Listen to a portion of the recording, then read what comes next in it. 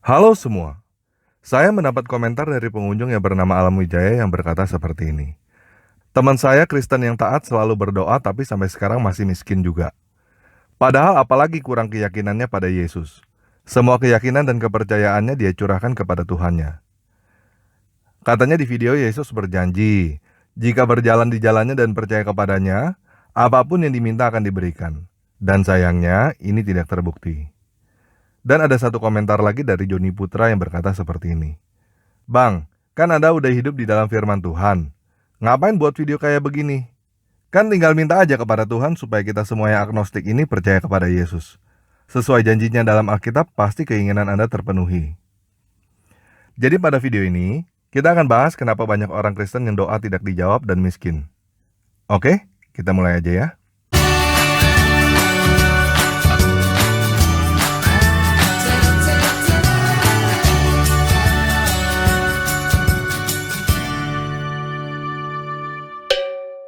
Nah, dalam video ini, kita akan banyak belajar tentang kesalahan pengertian yang sering terjadi ketika kita membaca Alkitab. Banyak orang yang hanya mendengarkan apa yang dia mau dengarkan. Contohnya pada video sebelumnya, saya mengutip perkataan Yesus di dalam Yohanes 15 ayat 7. Jikalau kamu tinggal di dalam aku, dan firmanku tinggal di dalam kamu, mintalah apa saja yang kamu kehendaki, dan kamu akan menerimanya. Ketika kita membaca ayat ini, banyak orang yang terfokus pada perkataan mintalah apa saja yang kamu kehendaki dan kamu akan menerimanya, tanpa memperdulikan perkataan jikalau kamu tinggal di dalam aku dan firmanku tinggal di dalam kamu. Ini sering terjadi pada orang-orang seperti yang ditanyakan oleh Alam Wijaya dan Joni Putra. Mereka berdoa dan berdoa terus tetapi tidak mau mendengarkan apa yang Yesus perintahkan kepada mereka. Banyak orang yang seperti ini, dan contoh kasusnya yang ada di dalam Alkitab adalah Marta dan Maria. Marta dan Maria keduanya adalah orang percaya. Tetapi Marta sibuk dengan pekerjaannya tanpa mau mendengarkan apa yang Yesus katakan. Akhirnya Marta stres sendiri dan menyuruh Yesus untuk melakukan keinginannya, yaitu menyuruh Maria untuk membantu dia. Apa jawaban Yesus kepada Marta? Marta, Marta, engkau khawatir dan menyusahkan dirimu dengan banyak perkara, tetapi hanya satu saja yang perlu. Maria telah memilih bagian yang terbaik, yang tidak akan diambil daripadanya. Apa bagian terbaik yang dipilih oleh Maria? Mendengarkan Yesus. Jadi maksudnya begini, banyak orang yang sibuk berdoa, minta ini itu, komplain ini itu kepada Tuhan. Minta Tuhan mendengarkan dia, tetapi dia tidak mau mendengarkan perkataan Tuhan. Apakah orang-orang seperti ini akan dijawab oleh Tuhan? Enggak. Contohnya Marta. Permintaannya ditolak mentah-mentah oleh Yesus. Yesus nggak suruh Maria bantuin Marta. Berdoa itu bagus. Kamu minta Tuhan mendengarkan kamu itu bagus. Tetapi jauh lebih bagus kalau kamu yang mendengarkan Tuhan dan melakukan apa yang Dia katakan kepada kamu secara pribadi. Karena perintah Tuhan kepada semua orang berbeda. Nah, sekarang kita tes ya. Apakah kamu benar-benar mendengarkan perkataan Yesus secara utuh? Atau kamu cuma mendengarkan sebagian aja yang kamu mau? Ini adalah ayat favorit yang seharusnya semua orang Kristen tahu. Matius 11 ayat 28. Marilah kepadaku semua yang letih lesu dan berbeban berat. Aku akan memberi kelegaan kepadamu. Pertanyaannya, apakah kamu tahu apa yang Yesus katakan setelah itu? Nah, kalau kamu Kristen dan kamu nggak tahu apa yang Yesus katakan setelah itu, berarti kamu kurang mendengarkan apa yang Yesus katakan. Kamu hanya mendengarkan sebagian yang kamu suka aja. Dan itu sebabnya doamu ditolak seperti Marta. Ini apa yang Yesus katakan selanjutnya. Matius 11 ayat 29-30. Pikulah kuk yang kupasang dan belajarlah padaku, karena aku lemah lembut dan rendah hati, dan jiwamu akan mendapat ketenangan. Sebab kuk yang kupasang itu enak dan bebanku pun ringan. Jadi Yesus memberikan perintah yang spesifik, apa yang harus kamu lakukan supaya kamu mendapat kelegaan di dalam Matius 11 ayat 28. Kalau kamu tidak melakukan perintah Yesus, ya jangan bingung kalau kamu tidak mendapatkan kelegaan. Kita lihat contoh lagi di dalam Lukas 5 ayat 3-7 dan Yohanes 21 ayat 6. Di situ Yesus menyuruh para muridnya untuk menebarkan jala, lalu mereka mendapatkan ikan yang sangat banyak. Nah, Murid-murid Yesus adalah nelayan, dan mereka sedang apes. Bisnis sedang lesu, lagi bokang tau, nggak ada ikan. Apa yang terjadi bila mereka tidak menebarkan jala seperti yang Yesus katakan? Apakah mereka akan mendapatkan ikan yang sangat banyak? Enggak. Di dalam cerita 5 roti dan 2 ikan untuk memberi makan 5.000 orang, teman-teman perhatikan nggak bahwa Yesus memberikan perintah untuk membawa 5 roti dan 2 ikan itu kepada dia? Bagaimana bila mereka tidak membawa 5 roti dan 2 ikan itu kepada Yesus? Apakah 5.000 orang itu dapat makan? Enggak. Coba teman-teman perhatikan semua orang yang disembuhkan oleh Yesus. Mereka disuruh sesuatu oleh Yesus dan mereka melakukannya. Ada yang disuruh membasuh muka, ada yang disuruh berdiri, ada yang disuruh pulang, macam-macam. Intinya, mereka semua diberikan perintah oleh Yesus. Apa yang terjadi bila mereka tidak mengikuti apa yang Yesus katakan? Ya, seperti Marta, sibuk, stres sendiri, dan akhirnya bertanya-tanya, kok Tuhan gak jawab doa gue ya? Jadi masalahnya bukan Yesus yang gak dengerin perkataan teman-teman. Mungkin masalahnya teman-teman yang gak denger perkataan Yesus. Sekarang kita belajar beberapa hal lagi yang sering membuat orang Kristen miskin karena salah dengar. 1 Timotius 6 ayat 10 berkata, akar segala kejahatan adalah cinta uang. Banyak orang Kristen yang entah bagaimana, yang tertanam di dalam benak adalah akar segala kejahatan adalah uang. Ini seperti yang pernah saya jelaskan di dalam video tentang Adam dan Hawa. Tuhan memberikan perintah untuk jangan makan buah terlarang. Entah bagaimana perintah Tuhan menjadi jangan makan dan jangan sentuh. Yang seperti ini adalah ragi Farisi yang kelihatannya bikin orang lebih suci, tapi kenyataannya membuat orang jatuh ke dalam dosa. Alkitab berkata bahwa akar segala kejahatan adalah cinta uang, bukan akar segala kejahatan adalah uang. Pola pikir akar segala kejahatan adalah uang tanpa kata cinta membuat orang merasa berdosa kalau punya uang. Apa akibatnya? Akibatnya orang itu menjadi nggak punya uang, jatuh ke dalam kemiskinan, dan bertanya-tanya, Tuhan, kok hidup gue menderita begini ya? Nah, kalau ini yang kamu alami, ini adalah mental block yang kamu bikin sendiri sehingga kamu miskin. Jadi teman-teman dengar baik-baik ya. Uang itu bukan kejahatan. Punya uang itu bukan dosa. Yang menjadi akar dari segala kejahatan adalah cinta uang. Kata cintanya jangan dibuang lagi ya.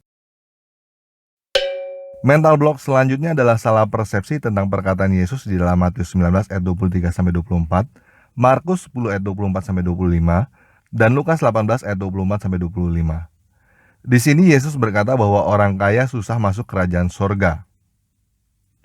Nah, pada ayat ini kata apa yang biasanya kurang diperhatikan orang? Kata kerajaan. Biasanya orang mendengarkan hal ini, yang tertanam adalah orang kaya sukar masuk surga. Dan yang bikin parah, pengertian surga yang tertanam di dalam benak orang adalah tentang nanti setelah mati. Jadi saya mau jelaskan begini. Pengertian surga yang ada di dalam Alkitab bukan tentang nanti setelah mati. Surga yang setelah kematian itu adalah pengertian dari agama lain. Keselamatan yang dijanjikan oleh Yesus bukan surga neraka di dalam dunia orang mati, tetapi kita keluar dari dunia orang mati itu, bangkit dari kematian dan hidup abadi, lengkap dengan tubuh, jiwa, dan roh.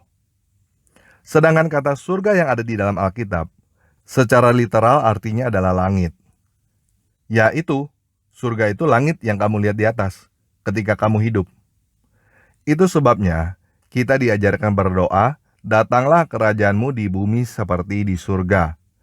Datanglah kerajaanmu di bumi seperti di langit. Di dalam doa Bapa kami, kita nggak diajarkan untuk berdoa supaya nanti setelah kita mati masuk surga kan? Jadi orang kaya sukar masuk ke dalam kerajaan surga. Orang kaya sukar masuk ke dalam kerajaan langit. Bukan orang kaya sukar masuk surga setelah mati. Maksudnya kerajaan surga, kerajaan langit, adalah kerajaan Yesus yang ada di dunia ini sekarang. Orang kaya sukar untuk menjual semua harta dan full melayani di dalam kerajaan Yesus yang ada di dunia ini.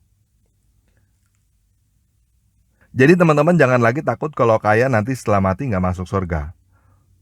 Orang kaya setelah mati nggak masuk surga adalah doktrin entah dari mana yang nggak berasal dari Alkitab, nggak berasal dari Yesus. Pengajaran seperti itu adalah ragi orang Farisi juga. Yesus dan murid-muridnya bukan orang miskin. Yesus adalah anak seorang pengusaha kayu dan punya rumah di pinggir pantai. Mental block selanjutnya adalah salah persepsi lagi di dalam Matius 6 ayat 24, Lukas 16 ayat 13. Kamu tidak dapat mengabdi kepada Tuhan dan kepada Mamon. Kamu tidak dapat mengabdi kepada Tuhan dan kepada uang. Nah, banyak orang yang memberikan ragi kepada perkataan Yesus ini, sehingga kesannya orang Kristen gak boleh kerja cari uang. Gak boleh usaha dapat untung. Dan akhirnya bikin orang Kristen miskin. Apa yang Yesus katakan di dalam ayat-ayat ini, sebenarnya seperti ini. Kamu lebih cinta uang atau lebih cinta Tuhan? Kamu mengorbankan Tuhan untuk uang, atau kamu mengorbankan uang untuk Tuhan? Ini adalah pergumulan hidup yang akan dihadapi oleh semua orang. Dan kamu harus memilih salah satu, nggak mungkin dua-duanya. Jadi silakan teman-teman renungkan dan jujur pada diri sendiri ya. Ayat ini bukan berarti orang Kristen nggak boleh cari uang. Dan ayat ini bukan berarti orang Kristen nggak boleh kaya. Tetapi ayat ini mengajarkan kita untuk lebih cinta kepada Tuhan daripada kepada uang. Oke? Nah, ada satu aturan tentang uang yang banyak orang nggak tahu. Bahasa rohaninya begini. Kalau kamu tidak menjadi Tuhan atas uangmu, maka uangmu yang akan menjadi Tuhan atas kamu. Bahasa normalnya begini. Kalau kamu nggak mengatur uang, maka uang yang akan mengatur kamu. Terlepas dari kamu adalah pengusaha, karyawan, atau pendeta, kamu harus mengatur uang kamu. Kalau kamu nggak mengatur uang kamu, berapapun yang kamu dapatkan akan habis dalam sekejap. Dan kamu akan terjerat di dalam kehidupan yang hanya mencari uang sampai kamu mati. Terakhir ya, untuk menjawab Alam Wijaya, Joni Putra, dan teman-teman lain supaya jelas, di dalam Alkitab, ada yang namanya iba dari Tuhan, dan ada yang namanya upah dari Tuhan. Iba dari Tuhan itu seperti orang di pinggir jalan yang berkata, "Om, kasihan Om." Nah, kalau kamu kasih uang kepada orang itu karena kamu iba kepada orang itu. Sebenarnya apakah kamu wajib memberikan uang kepada orang yang minta-minta kepada kamu? Pada dasarnya enggak kan? Itu adalah hak kamu. Kamu mau kasih, nggak mau kasih ya udah. Dan kalau kamu kasih, itu namanya iba. Kamu kasih bukan karena kamu wajib, tetapi karena kamu kasihan. Tetapi kalau yang namanya upah dari Tuhan, itu seperti orang yang bekerja kepada kamu, dan kamu memberikan upah atas pekerjaan orang itu. Kamu wajib memberikan kepada orang itu sesuai dengan janji kamu. Orang itu pantas mendapatkan upahnya, karena dia melakukan apa yang kamu perintahkan. Nah, perkataan Yesus, "Mintalah apapun maka akan kuberikan kepadamu," adalah janji Tuhan kepada orang-orang yang bekerja sesuai dengan apa yang Tuhan perintahkan. Bukan bekerja kepada Tuhan sesuai dengan mau-maunya sendiri. Ada jika, ada maka. Jikalau kamu tinggal di dalam aku dan firmanku tinggal di dalam kamu, maka mintalah apa saja yang kamu kehendaki dan kamu akan menerimanya. Jadi jawaban untuk Alam Wijaya mengenai orang yang doa tapi tidak diterima, berarti orang itu mesti periksa diri sendiri, apakah dia benar-benar tinggal di dalam Yesus dan perkataan Yesus tinggal di dalam dia. Atau dia hanya seperti Marta yang mau perkataannya didengar oleh Yesus, tetapi dia sama sekali nggak mau mendengarkan perkataan Yesus. Dan jawaban untuk Joni Putra, ngapain buat video kayak begini? Kenapa nggak minta aja kepada Yesus supaya semua agnostik menjadi percaya kepada Yesus? Pasti dikabulkan. Justru saya buat video seperti ini, karena saya percaya ini adalah apa yang Yesus perintahkan kepada saya. Dan apabila saya bekerja dengan baik, semua agnostik menjadi percaya kepada Yesus adalah upah saya. Bila video ini tidak membuat agnostik menjadi percaya, maka saya yang kerjanya nggak benar. Dan saya yang harus memperbaiki pekerjaan saya. Ini adalah percaya kepada Yesus yang sesungguhnya. Melakukan apa yang Yesus katakan. Bukan cuma berdoa lalu tidur dan tidak mengerjakan apa-apa. Orang yang berdoa lalu tidak mengerjakan apa-apa dan berharap Yesus yang bekerja buat dia, berarti orang itu berharap menjadi Tuhan atas Yesus. Dia berharap menjadi bosnya Yesus. Sedangkan menjadi orang percaya berarti menjadikan Yesus sebagai Tuhan atas diri kita. Menjadikan Yesus sebagai bos atas diri kita. Oke, sekian video kali ini. Buat teman-teman yang merasa video ini bermanfaat, tolong bantu share kepada teman-teman yang lain ya, supaya nggak ada lagi orang Kristen yang miskin. Yesus Kristus bos saya, memberkati kita semua.